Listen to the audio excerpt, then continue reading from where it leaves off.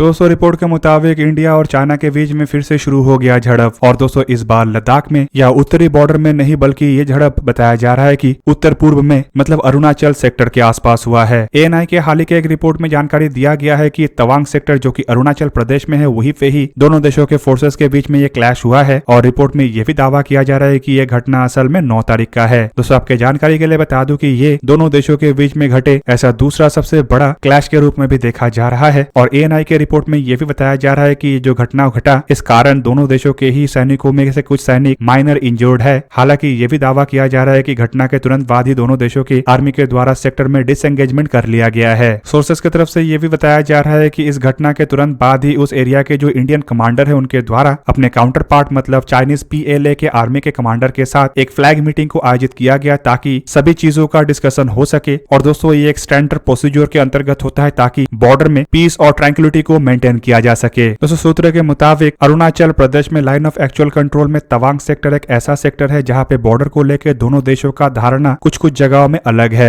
मतलब वहां पे कुछ क्षेत्र ऐसा है जहां पे भारत के द्वारा क्लेम किया गया बॉर्डर अलग है और चाइना के द्वारा क्लेम किया गया बॉर्डर अलग है। इस कारण ऐसे क्षेत्र में दोनों देशों के द्वारा ही अपने क्लेम किया गया एरिया तक पेट्रोलिंग किया जाता है। और रिपोर्ट के मुताबिक साल 2006 से इसी मैकेनिज्म को ही अपनाया जा रहा है। दोस्तों द हिंदू के एक रिपोर्ट में दावा ये किया जा रहा है कि ये जो क्लैश हुआ है या फिर कहे तो ये जो झड़प हुआ है इसमें भारतीय सैनिकों के मुकाबले में चाइनीज सैनिकों के इंजरी का खबर अधिक है। मतलब भारतीय सैनिकों के मुकाबले में अधिक मात्रा में चाइनीज सैनिक यहाँ पे इंजर्ड हुए हैं। हालांकि इससे पहले ऐसे ही डेडलीस्ट क्लैश साल 2020 में लद्दाख के गलवान सेक्टर में हुआ था जहाँ पे दोनों देशों के आर्मी एक दूसरे के सामने आ गए थे और एक ऐसा भयंकर झड़प हुआ था जिसमें भारत के करीबन 20 सैनिक वीर गति को प्राप्त हुए थे। तो वहीं पे चाइना के भी कई सारे सैनिक इवन कहा तो जाता है कि चाइना के करीब करीब 100 के आसपास सैनिक मारे गए थे। हालांकि चाइना इसे कभी नहीं माना लेकिन कई बार चाइना के अंदर के सोर्सेस के द्वारा चाइना के अंदर के मीडिया पोस्ट के द्वारा और इवन विदेशी सोर्सेस के तरफ से भी ये बताया जाता है कि चाइना के सैनिकों के मारे जाने का संख्या भारत के मुकाबले में अधिक है जबकि भारत के सैनिक वहां पे पेट्रोलिंग के लिए गए थे और दूसरी तरफ चाइना घात लगा के बैठा हुआ था। दोस्तों यहाँ पे अगर अरुणाचल प्रदेश सेक्टर को देखा जाए तो यहाँ पे चाइना का मंसूबा काफी भयंकर है। संपूर्ण अरुणाचल प्रदेश के ऊपर ही चाइना के द्वारा क्लेम किया जाता है और चाइना इसे अपना क्षेत्र मतलब दक्षिणी तिब्बत कहता है। जबकि अरुणाचल प्रदेश को अगर देखा जाए तो ये भौगोलिक रूप में और ऐतिहासिक रूप में भारत का ही क्षेत्र है। चाइना के द्वारा अरुणाचल प्रदेश के बॉर्डर के नजदीक भी अपने ट्रूप्स को बड़े मात्रा में तैनात किया गया है। और वहीं पे दोस्तों विदेशी मीडिया और विदेशी थिंक टैंकों का भी मानना यह है कि चाइना अरुणाचल प्रदेश को लेकर भी एक बड़ा प्लान बना रहा है और लद्दाख के जैसे अरुणाचल प्रदेश में भी झड़प चाहता है। हाल ही में दोस्तों खबर यह भी आया था कि चाइना के द्वारा अरुणाचल के बॉर्डर के नजदीक अपने तरफ या फिर कहे तो चाइनीज ऑक्युपाइड तिब्बत में बड़े बड़े बेसेस, हेलीपोर्ट्स और गैरिसन्स का निर्माण किया जा रहा है ताकि यहाँ पे बड़े हथियारों को तैनात किया जा सके और अधिक मात्रा में ट्रूप्स का तैनाती हो सके। भारत की तरफ से भी अरुणाचल प्रदेश के सेक्टर के डिफेंस के लिए तैयारी पहले से ही शुरू कर दिया गया है। और रिपोर्ट के मुताबिक यहाँ पे हाल ही में भारत के द्वारा आर्टिलरी से शुरू करके लॉन्ग रेंज के रॉकेट इवन यहाँ के ट्रूप्स के लिए नए हथियार से शुरू करके ड्रोनों का भी डिप्लॉयमेंट किया गया है और एंटी टैंक हथियारों से भी यहाँ पे ट्रूप्स को तैनात किया गया है। अरुणाचल प्रदेश में भारत की तरफ से डेवलपमेंट के काम को भी मजबूत किया गया है और कम्युनिकेशन के साथ साथ इंफ्रास्ट्रक्चर को भी यहाँ पे मजबूत किया जा रहा है। दोस्तों आपके जानकारी के लिए बता दो कि कुछ साल पहले तक भी अरुणाचल प्रदेश में अगर भारत के गवर्नमेंट के कोई वरिष्ठ अधिकारी के द्वारा विजिट किया जाता था तो इसे लेके चाइना की तरफ से हल्ला मचाया जाता था और चाइना इसे अपोज करता था। पर हाल फिलहाल में भारत के क्षमता को देखते हुए या फिर कहे तो भारत के पॉलिटिकल विल को देखते हुए चाइना इतना घबराया हुआ है कि प्रधानमंत्री नरेंद्र मोदी की तरफ से जब अरुणाचल प्रदेश में एक बहुत बड़ा एयरपोर्ट को चालू किया गया तब भी चाइना की तरफ से इसे लेके कोई भी बात नहीं किया गया। दोस्तों इससे एक तरीके से चाइना का खामोशी तो पता चलता है और चाइना भारत से डरा हुआ है ये भी तो पता चलता है। लेकिन अपने देश के अंदर जो हफरा तफरी मचा हुआ है उसे डाइवर्ट करने के लिए चाइना किसी भी वक्त भारत के खिलाफ कोई मैस एडवेंचर कर सकता है। दोस्तों अरुणाचल प्रदेश के डिफेंस को मजबूत करने के लिए बॉर्डर के नजदीक नए कम्युनिकेशन सिस्टम से शुरू करके नए रोड को भी बनाया जा रहा है। और हाल ही में यह भी खबर आया था कि अरुणाचल प्रदेश में तवांग से शुरू करके म्यांमार के बॉर्डर तक बॉर्डर के पैरेलल एक नए हाईवे का कंस्ट्रक्शन किया जा रहा है जो कि 2000 किलोमीटर लंबा होगा और इसके लिए करीबन 40,000 करोड़ रुपया खर्चा किया जाएगा। इस नए हाईवे को अरुणाचल प्रदेश के अन्य स्टेट के हाईवे और अन्य हाईवे के साथ भी कनेक्ट किया जाएगा और एक तरीके से इसे इस तरीके से बनाया जाना है कि तुरंत ही किसी भी सेक्टर से मतलब अरुणाचल प्रदेश के किसी भी जिले से बॉर्डर तक पहुंचा जा सके। बॉर्डर के नजदीक इंडियन आर्मी के मजबूती को देखते हुए चाइना पहले से ही परेशान था और दोस्तों चाइना का परेशानी का सबसे बड़ा कारण भारत के ये इंफ्रास्ट्रक्चर डेवलपमेंट है। दोस्तों चाइना को पता है कि भारत की तरफ से अगर इंफ्रास्ट्रक्चर को तेज रफ्तार से डेवलप किया जाता है तो बॉर्डर के नजदीक इंडियन आर्मी के क्षमता जहां पे बढ़ेगा तो वहीं पे चाइना के जो